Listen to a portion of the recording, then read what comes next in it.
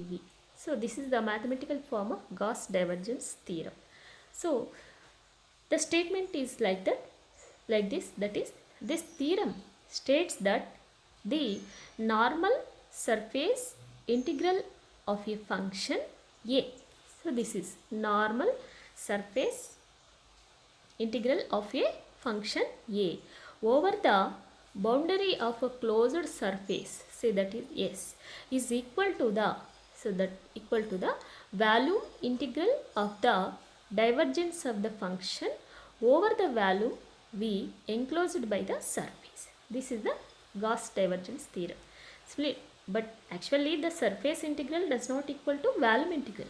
But if we take the divergence of that vector, then that surface integral must be equal to the divergence. Simply, that is the normal surface integral. So this is A dot ds must be equal to the, that is volume integral divergence of that vector. That is over the volume enclosed by that surface. So the same, both are equal. If we calculate the surface integral for A dot ds must be equal to, if we calculate the volume integral of divergence of that vector enclosed by the volume, that is V enclosed by that surface S. So this is the Gauss divergence theorem. So next, after completing this definition, let us prove this Gauss divergence theorem. This we have to prove. So only the steps is nothing but first calculate the surface integral of that vector function, and after that derive dv.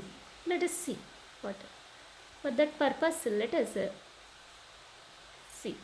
That is, for that purpose, let us select our vector function. So that is, say this is total in this, say this is a vector function A. So that is, say that is A. A is the vector function, and if that is a vector function, it has some field. So in this vector function, let us consider a closed surface.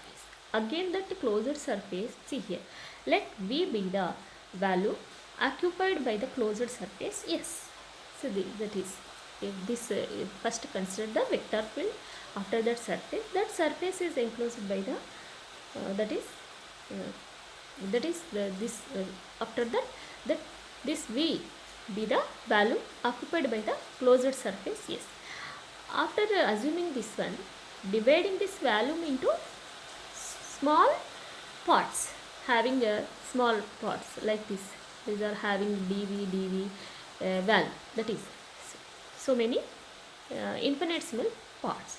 Out of those small elements, let us again consider one of the element with dx, dy, dz. See, this is our element. So this is our small infinitesimal element of value, that is dv, that is dx, dy, dz. These are. So after this value, the value of our vector. Similarly, so the resolution of this vectors is, say the resolution of vector is that ax, ay, az along xyz axis. First let us consider our x direction. So this is our x direction. Now for that the value of vector along the x axis on the left side of the element, automatically the what is the value of that one? That is ax. Next, similarly this area we have to take, because we are calculating the flux. So that is the area of this face is nothing but a, that is dy dz. So that is the area of this surface is nothing but a dy dz. Next calculate the flux. So that is next step. After first we have to consider a small element of value dv, that is dx, dy, dz. Next we are calculating the flux along the three axes. So first the flux entering into the face dy dz is nothing but a, that is the value of vector into the normal component, that is the surface area of that area, this one. The surface area of this one is nothing but a dy dz. So after that, therefore the value of vector along the x-axis on the right face of the element. On the right face of the element is nothing but here. See here, this one on the right face of this element. What is that? That is flux. So for that we have to, that is the value of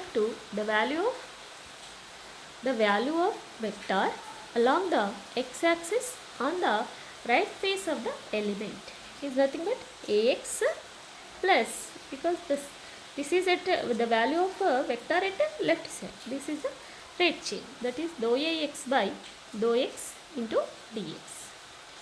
Total flux coming out of the right face. So therefore this is here also we have to multiply with the surface area, that is dy dz. So ax plus dou ax by dou x into dx, total multiply with dy dz. This is at right side and at left side this one. Therefore that is total net flux along x-axis is given by subtracting that value from this equation.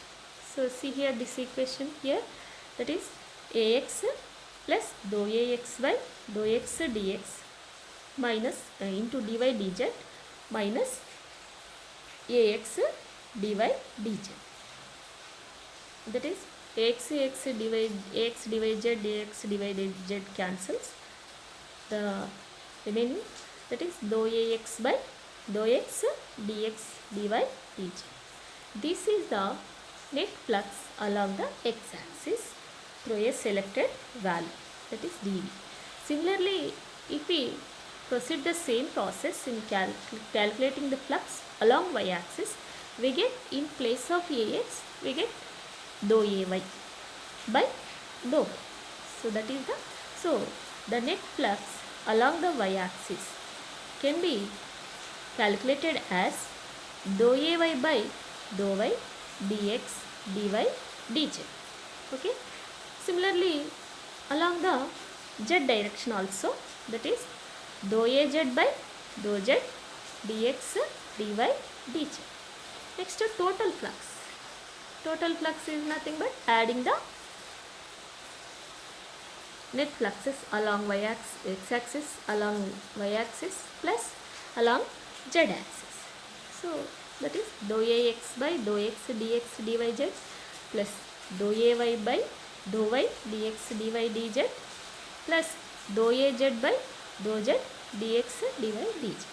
By taking dx dy dz as a common, we get dou ax by dou x plus dou ay by dou y plus dou az by dou z, total multiplied by dx dy dz.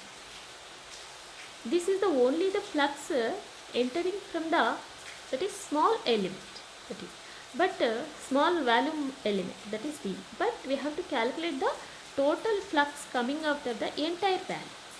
So that is entire volume, how we calculate? By taking a triple integration, that is this one, triple integration dou ax by dou x plus dou ay by dou y plus dou az by dou z dx dy dz. This is the total flux coming out of entire value. This is the first, we calculated the flux. Similarly, let us calculate the same flux in another way, that is the flux coming out of S by considering the surface occupying the value V. Instead of volume, we are taking now surface. This surface is occupied by the value, that is V. That is nothing but a double integration, surface integral of A dot ds. So this is the second method. So this is also same flux coming out from that selected part. This is also flux through the selected segment. So by this what we understand, that the flux coming out of area S occupying by volume V must be equal to the coming from volume V, because the flux is conserved. So there is no change in this methods, in these two methods. So these two must be equal. So this is the, so that must be by, after considering that one, then let us equate these two equations, that is same flux we are getting. So that is double integration S, double integration along S, A dot ds must be equal to, that is double means surface integral here, surface integral of S, A dot ds must be equal to volume integral through volume V, dou Ax by dou x plus dou Ay by dou y plus dou Az by dou z dx dy dz. So let us by seeing this right side volume integral, let us put let us try to put in another form, that is in divergence form, because our this is nothing but a Gauss divergence theorem, but let us try to put in the divergence form. So surface integral of A dot ds is equal to, this can be written as dot product of del operator and a vector. The same we will get here again. So I dou by dou x plus j dou by dou y plus k dou by dou z dot product of a vector, that is in Cartesian coordinates, that is axi plus ayj plus azk into dx dy dz. Here dx dy dz is nothing but a volume of the element. So this can be written as surface integral of A dot ds must be equal to, this is nothing but a divergence of A. So we can write this one as a div A into this dx dy dz is nothing but a value. Substituting this one, we get our Gauss divergence formula. So that is surface integral A dot ds must be equal to volume integral, that is div A d. So this is the proof of this Gauss divergence theorem. So just we are calculating the in this theorem, what we are doing is that just we are calculating the fluxes in two methods. One is along the surface and through the entire value. So this is, so that is, this is the Gauss divergence theorem. Next, this Gauss divergence theorem can be proved in another way method also. Let us try to know that method also. This is see, this is also same theorem, but the method is different. See here. This theorem states that, again I am repeating this statement already. So that is, this theorem states that the surface integral of the normal component of vector A taken over a closed surface, this must be surface, is equal to the volume integral of the divergence of vector A over the volume V enclosed by the surface.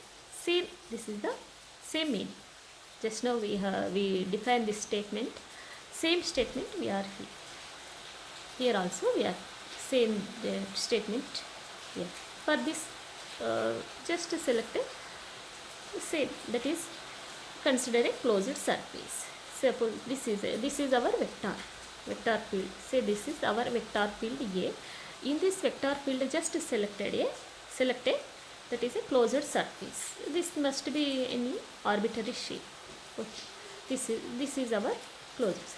Okay. Next, after selecting the surface, what we do is, just this surface is divided into so many small volume elements.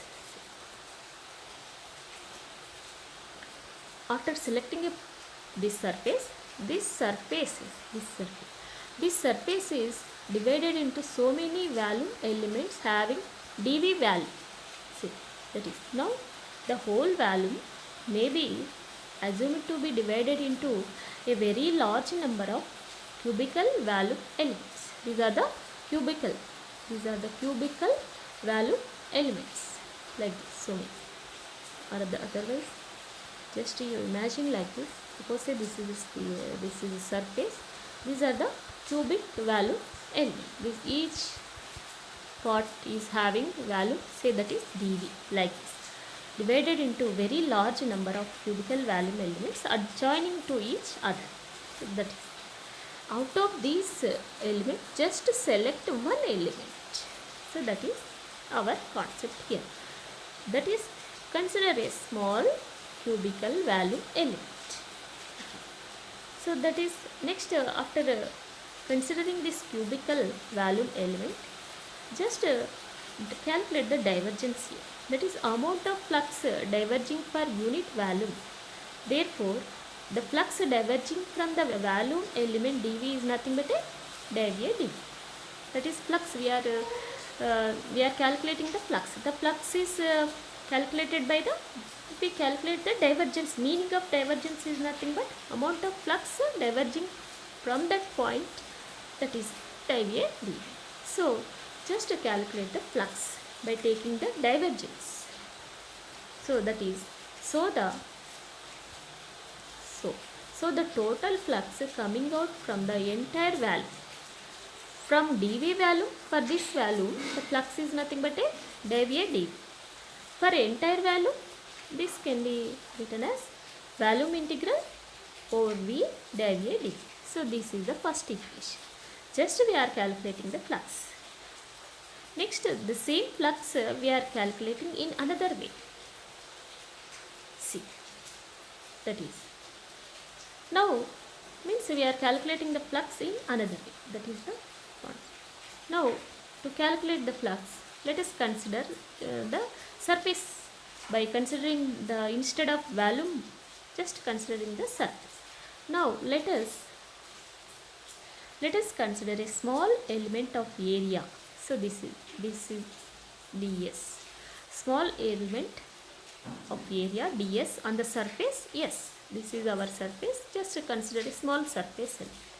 Similarly, if we draw a normal vector, that is unit vector, along drawn to the area, that is ds, that is n.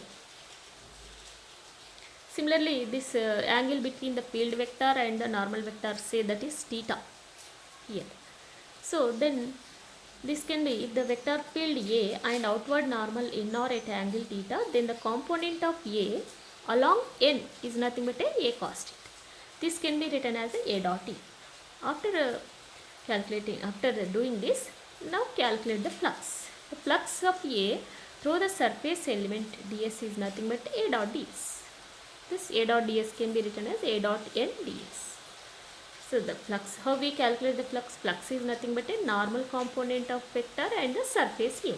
So by using that formula, the flux, just we are selecting a surface ds and we are drawing a normal, and the angle between this vector and a normal vector is theta. Therefore, what is the flux through this surface element? Simply that is the a dot ds. Total flux. Just we are calculating the flux through the ds element. So entire surface, what is the total flux through the entire surface? Say, total surface. So that is surface integral a dot ds. So this is the flux. But by seeing this first equation and the second equation, both are same. Both two equations are giving the same flux. This is, whereas this is calculated by using the surface area, but that is the divergence method. So this must be also same. This must be equal to the total flux coming from this whole value enclosed by the surface. Both are equal. So from equations 1 and 2, this both two must be equal. Surface integral s a dot ds must be equal to volume integral dV dV. This is the Gauss theorem of diameter. The same meaning, but first part is the derivation part is here some theoretical concept. This Gauss theorem can be also written in this form also, that is in place of a dot ds we can write this one a dot n into ds, that is the product of vector and a normal component ds, that is dV dV. So this is the Means this, by using this Gauss divergence theorem, surface integral can be converted into volume integral by taking a divergence. Okay, this is about Gauss divergence theorem. Similarly, let us if we want to another type of theorem, that is if you want to convert a line integral to surface integral, then this Stokes theorem is helpful. See here, this Stokes theorem states that simply, that is mathematical form, A dot dl, that is line integral along a closed surface, that is closed curve, that is C, A dot dl must be equal to surface integral curl A dot ds. So this is the mathematical form of Stokes theorem. Or in words, this theorem states that the line integral of a vector field A around any closed curve is equal to the normal surface integral of the curl vector over any surface of which curve form the boundary. So simply, this is the that is line integral. This is line integral. First, line integral of a vector field around any closed curve. This one, the line integral. Suppose this is a curve. The line integral, that is A dot dl, must be equal to normal surface integral of the curl. Normal surface integral of the curl of the vector over any surface of which this curve form the boundary. So this is the Stokes theorem. Let us prove this Stokes theorem. For that purpose, again select a vector field. Out of this vector field, select a surface. So that is, our surface is, say that is S. This is the boundary you are observing, this one. This is the surface. This surface is enclosed by or bounded by the curve, say that is C. Again this surface, if this is surface, this surface is divided into, that is small, that is infinitesimal areas, each having, this is ds1, ds2, ds3, ds4, like these are the, you are observing here in this figure, that is ds1, ds2, ds3, ds4. These are the small areas. And same also, this ds1, say this is ds1, say this is ds1. This ds1 area is bounded by a curve, say that is c1. Similarly here, this is c1, this is c1 you are observing.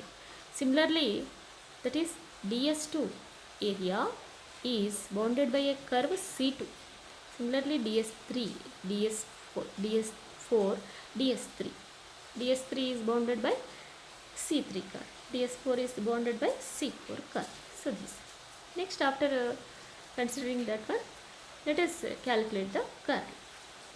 That is, what is the definition of a curl? That is, curl is nothing but a curl A is equal to, that is line integral for unit surface area. So that is curl A can be written as curl A is equal to limit delta s tends to 0, line integral A dot dl, maximum integral, line integral along a closed curve, A dot dl by ds into unit vector. This, from this curl A, this can be, first say that is along a closed surface ds1, this curl A written as curl A of 1, first surface area is equal to, this is line integral over a curve c1 A dot dl by ds. See, therefore by cross multiplication this can be written as curl A dot ds1 must be equal to line integral over a curve c1. So this is the c1 A dot d. Similarly for c2 also. Similarly for c2 also we can write this same equation. Means the line integral, that is curl of A over a surface ds2 can be written as, similarly for the area ds2 can be written as, that is curly A of second surface area, that is ds, curly A dot ds2 is equal to line integral over a curve C2 is equal to a dot dl, C2 a dot dl. Similarly dash dash, that means dash dash we have to take the all curls for each elements, all these divided parts. So say that is I surface, that can be written as curly A of curly A dot dsi must be equal to integration over a ci curve a dot dl. So total, what we need, total curls we are adding up. So that is ds1, that is curl ds1, curl ds2, curl ds3, like this we are adding up.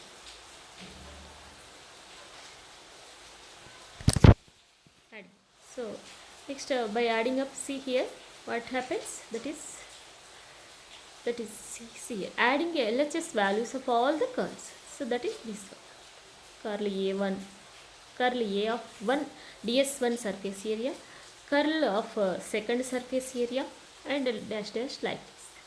Next coming to right side, that is c1 c2, that is line integrals of c1 c2 c3 dash dash ca. The leftover is nothing but here summation, the total we are taking, total curl A dot dsi must be equal to c1. If we add up this c1, see here, if we add up this c1 c2 c3 c4 like this, what we get the same curl. Just we get, if we add up this all in a line, that is line integrals, lastly we get the same curve, the remaining. So that is the line integral, the line integral values, all the common sides will gets cancelled with each other. So the leftover term is nothing but this one only. So that is this one. So this one, integration over a curve total, that is C a dot dl. So this is the, so replacing the summation by integration and extending this integration to the total surface, we get say a dot that is line integral over a curve a dot dl is equal to surface integral s curly A dot ds. This is nothing but a Stokes theorem. So these are, so means we are calculating the that is integral methods in two methods, that is first method, first way and second way. After that we are getting the same value in both cases. So that is, hence this is the Stokes theorem, that is a dot d, means line integral converted into surface integral by using the curl concept. So this is the about Stokes theorem. See here only one thing here in this Stokes theorem is nothing but, that is the line integrals. Suppose say this is a surface, the line integral, this is the boundary. If we take the boundary, this is one, this integration in this direction along this one, and here also same. At the same time these integrations will cancels to each other. The remaining only the integration along a curve will left over. So that is the important here. See, if you see here this one, see here, this is here you are getting for each common side you are getting a 2 arrow marks. So that is, means these cancels to each other. So that is curl, we have to take curl. So that is same direction, in opposite direction, at the same time they cancel, the integrals cancels to each other. Only the, after calculating the total curl, the leftover thing is this one is left over. So that's what, this is the Stokes theorem. This is about a Gauss divergence theorem and a Stokes theorem. These are the two theorems. Let us recall these two theorems once again.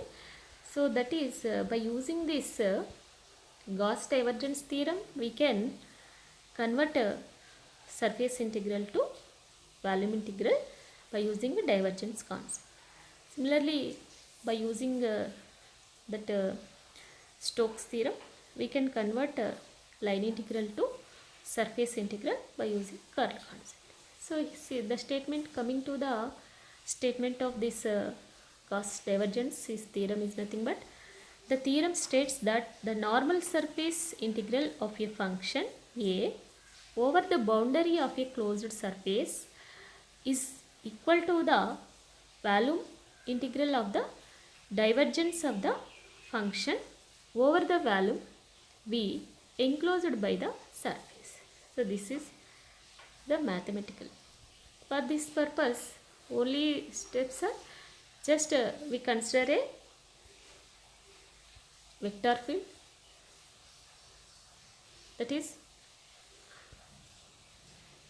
our vector field, and in this vector field this volume V be the volume occupied by a closed surface S. Again this volume is divided into so many small parts. In that so many volume elements, let us consider a small volume, say that is dV having volume dx, dy, dz.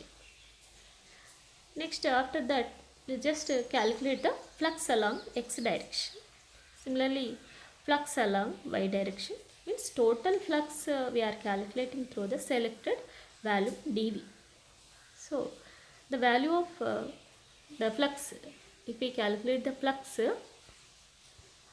this is flux coming out of the right face, and this is the that is left face. See that is, so the net flux along x-axis. So this is the net flux along x-axis can be calculated as dou Ax by dou x dy, dou Ax by dou x dx dy dz. Similarly, along y-axis also we get dou Ay by dou y dx dy dz. Similarly, along z-axis dou Az by dou z dx dy dz. Next, total flux through the volume element dx dy dz. We get this total flux. This is the total flux. Dou Ax by dou x plus dou Ay by dou y plus dou Az by dou z dx dy dz. This is the flux through the element only, but total flux coming out of the entire volume. So that is, we have to take volume integral along three directions, that is volume integral dou Ax by dou x plus dou Ay by dou y plus dou Az by dou z dx dy dz. This is the calculation of flux in, that is through the entire volume. Let us calculate the same flux coming out of S occupying a volume V, which is this directly gives this dot product of vector and the normal component, that is A dot ds. So this both gives the same flux, so both should be equal. So that is the, so by equating this one we get, this is the Gauss divergence theorem. Next, if you want to put in divergence form, just this can be written as dot product of del and vector. So this is del dot A div A. So that is div A. So that is, this is the Gauss divergence theorem, that is surface integral A dot ds is equal to volume integral div A dv. So this is about Gauss divergence theorem. This Gauss divergence theorem can be proved by another method also. Same in this also, same we calculated the flux through the entire volume through the entire surface. Next, the Stokes theorem. So by using this Stokes theorem, we can convert a line integral to surface integral. That is an integration along a curve, closed curve. A dot dl is equal to surface integral curl A dot ds. This theorem, what tells us this theorem states that the line integral of a vector field A around any closed curve, so this one is equal to the normal surface integral of the curl of the vector over any surface of which curve C form the boundary. So this, for this our surface is S is bounded. See here, this is our surface. It is bounded by a curve, that is C here, capital C here. This surface is divided into so many small areas having ds1, ds2, this one ds1, these are ds1, ds2, ds3, like this, and these areas are bounded by again curves, say that is c1, c2, c3, c4, as you are observing in this slide. So, like after that, just calculate the curl. So curl A can be written as limit delta s tends to 0 a dot dl by ds, that is line integration per surface area. So this can be, by using this can be written as the curl A of first surface area, that is ds1, can be written as this one. Similarly, curl A dot ds1 is equal to a dot dl along a curve C. Similarly, along a C2 curve, this is along a C2 curve. Similarly, ith curve, after calculating this one, total curls, all the curls for each division, this one, if we add up, we get this equation. This is, we are observing this equation, we get LHS sides and RHS sides. In RHS sides, the integrals along a common sides will cancel to each other. Remaining is only the line integral along a curve is left over. So therefore, curl A dot ds summation means all curls along a all curls in this surface is given by summation curl A dot ds I is equal to line integration along a closed curve A dot dl. So after that, finally we get this A dot dl integration along a closed curve A dot dl is equal to surface integral curl A dot ds. So this is about Stokes theorem. These are the two. Based upon these two theorems, Green's theorem was developed. Tomorrow's class, let us discuss about this Green's theorem. This is about today's class.